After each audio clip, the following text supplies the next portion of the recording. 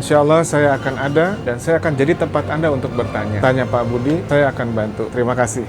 Lalu seperti apa sih transformasi digital yang tepat dan benar? Nah, pada bagian selanjutnya di video ini kita akan bahas mengenai sebuah contoh kasus, sebuah usaha dan pelaku usaha yang mencoba melakukan inisiatif dan upaya untuk beralih ke ranah digital. Dan kita akan nilai dan lihat apakah yang dilakukan oleh pelaku usaha ini sudah masuk ke dalam definisi transformasi digital atau baru sebatas digitalisasi atau bahkan hanya sebatas digitisasi. Untuk itu, apabila teman-teman merasa informasi-informasi seperti ini penting dan bermanfaat, khususnya bagi teman-teman pelaku usaha mikro, kecil, dan menengah, maka saat ini juga lakukanlah subscribe, like, dan share sebagai bentuk dukungan teman-teman kepada tim kami untuk terus melakukan riset, penelitian, dan produksi video-video serupa secara konsisten dengan maksud untuk memberikan wawasan, inspirasi, dan dukungan bagi kemajuan UMKM nasional. Pada bagian ini kami akan membacakan sebuah contoh kasus yang berisikan tentang gambaran dari inisiatif dan upaya-upaya yang dilakukan oleh sebuah usaha dan pelaku usaha di sektor UMKM juga, yang mana mereka mencoba untuk beralih ke ranah digital. Dan kita akan sama-sama lihat, kita akan sama-sama saksikan, dengarkan, dan tentukan apakah upaya-upaya yang telah dilakukan oleh pelaku usaha ini sudah masuk ke dalam definisi dan pengertian dari transformasi digital. Dan selanjutnya, nama toko, nama pelaku usaha, dan nama pemilik maupun pengelolanya itu sengaja kami tidak sampaikan dengan tujuan untuk menjaga privasi dari usaha tersebut. Mari kita sama-sama simak dan kita sama-sama tentukan apakah usaha dan upaya ini termasuk ke dalam definisi Go Digital dan transformasi digital. Pada contoh kasus kali ini kita akan sama-sama simak tentang sebuah toko kue yang beroperasi di pusat perbelanjaan di salah satu terminal stasiun kereta api di kota besar di Provinsi Jawa Tengah. Saya akan bacakan tentang cerita dari toko kue ini. Toko kue ini terletak di pusat perbelanjaan dan memiliki mayoritas customer dari para pendatang maupun pengunjung stasiun kereta yang akan berangkat keluar kota. Toko ini juga memiliki banyak pelanggan setia di luar dari segmen customer tersebut, apalagi toko ini cukup dikenal memproduksi kue kering yang khas dan unik yang tidak bisa ditemui dan diperoleh di toko kue lainnya. Dan juga toko kue ini telah berjualan secara online melalui beragam jenis marketplace. Kemudian terjadi pandemi COVID-19, di mana di awal-awal masa PSBB, hampir seluruh moda perjalanan antar kota dihentikan, termasuk halnya dengan jasa transportasi kereta api.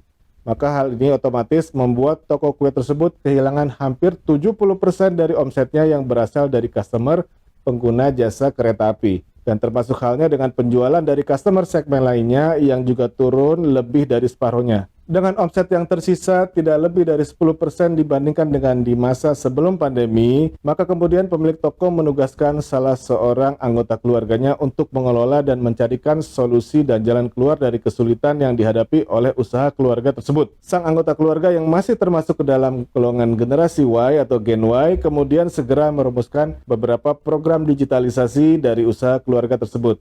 Anak muda ini kemudian melebarkan saluran pemasaran dan penjualannya tidak lagi sebatas melalui marketplace, namun mulai memanfaatkan sosial media dan e-commerce serta toko online. Konsep yang diusung adalah membangun komunitas penyuka kue kering, termasuk membangun traffic komunikasi dan engagement aktif dari anggota komunitas tersebut.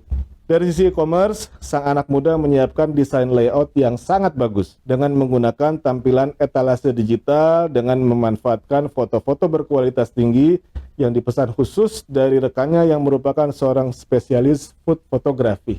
Baik sosial media maupun saluran e-commerce yang baru dibangun tersebut dikelola secara sungguh-sungguh dan bahkan direkrut seorang karyawan yang kemudian ditugaskan secara khusus mengawal aktivitas digital marketing di toko tersebut.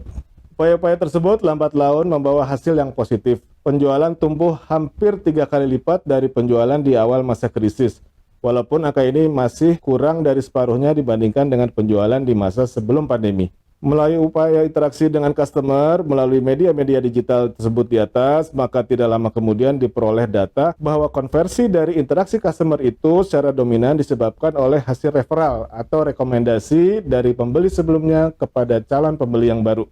Dari informasi ini maka kemudian sang anak muda mencetuskan idenya untuk membangun strategi P2P marketing atau peer-to-peer marketing, yaitu pemasaran yang justru dilakukan oleh, dari, dan untuk para konsumen sendiri. Perkembangan situasi pandemik kemudian juga semakin menunjukkan arah yang lebih kondusif sehingga mendukung program usaha tersebut. Kunjungan ke toko kue mulai dapat dilakukan dan pengelola toko kemudian menyulap dapur pemrosesan kue dan salah satu sudut ruangan yang ada di toko tersebut untuk menjadi tempat yang cukup menarik untuk dijadikan lokasi fotografi yang mana kemudian dimanfaatkan untuk diposting di media sosial yang dimiliki oleh pelanggan. Strategi ini kemudian terbukti sangat efektif dan penjualan toko meningkat hampir 50% lebih. Lalu masa ini nanti akhirnya tiba di mana pemerintah setempat melakukan pelonggaran terhadap pembatasan sosial berskala besar sehingga transportasi via kereta api dapat kembali beroperasi dan ini menyebabkan omset dari toko kue keluarga tersebut kemudian naik melampaui omset yang dicapai di masa sebelum pandemi. Sang anak muda dianggap berhasil oleh keluarganya dan diberikan mandat untuk melanjutkan tugasnya dan bahkan membuka cabang baru di lokasi yang berbeda. Selain program-program digital marketing yang tadi telah disebutkan, ternyata sang anak muda ini juga mulai memperkenalkan penggunaan aplikasi kasir online dan pembukuan keuangan online kepada para karyawan toko. Sehingga sejak kedatangannya di toko kue ini, semua aktivitas operasional dan data-data transaksi maupun penjualan akhirnya bisa didokumentasikan secara rapih dan digital. Nah, melihat inisiatif dari toko kue ini, apakah kita bisa simpulkan bahwa sang anak muda dan toko kuenya itu telah melakukan upaya-upaya go digital dan transformasi digital? Setelah kita sama-sama simak contoh kasus tadi terkait dengan usaha dan pelaku usaha toko kue, maka kita coba ambil kesimpulan. Dan kesimpulan yang pertama adalah bahwa kita sepakat apa yang dilakukan oleh pelaku usaha toko kue ini terkait dengan pemanfaatan teknologi digital itu sangat agresif, intens, dan terbukti bisa meningkatkan produktivitas, efektivitas, dan efisiensi. Dan yang paling menarik adalah bahwa dari peralihan ke ranah digital ini kemudian memunculkan sebuah strategi bisnis yang baru yang disebut sebagai peer-to-peer marketing. Dan ternyata strategi bisnis ini juga kemudian dapat memunculkan customer experience yang superior. Jadi kita bisa lihat dan kita simak tadi sama-sama bahwa terjadi engagement yang luar biasa antara konsumen toko dengan toko itu sendiri. Kemudian pola konsumsi dari konsumen kemudian juga berubah. Jadi tidak hanya untuk mengkonsumsi dari produk kuenya saja, tapi juga ada pengalaman-pengalaman dalam mengkonsumsi itu yang kemudian menjadi objektif atau tujuan dari konsumen dalam melakukan transaksi dengan toko ini. Kemudian yang cukup menarik adalah telah muncul sebuah digital leadership dan skema manajemen yang berbasis pada teknologi IT dan teknologi digital. Lalu dari gambaran kesimpulan-kesimpulan tadi, apakah kita bisa putuskan bahwa toko kue ini telah melakukan sebuah transformasi digital? Maka jawabannya adalah masih belum. Karena apa? Karena arah, tujuan, dan bentuk usaha mereka masih sama dan serupa seperti sebelumnya, yaitu berusaha menjual kue kering. Dan apa yang telah mereka lakukan sejauh ini itu baru masuk ke dalam definisi dan pengertian dari digitalisasi.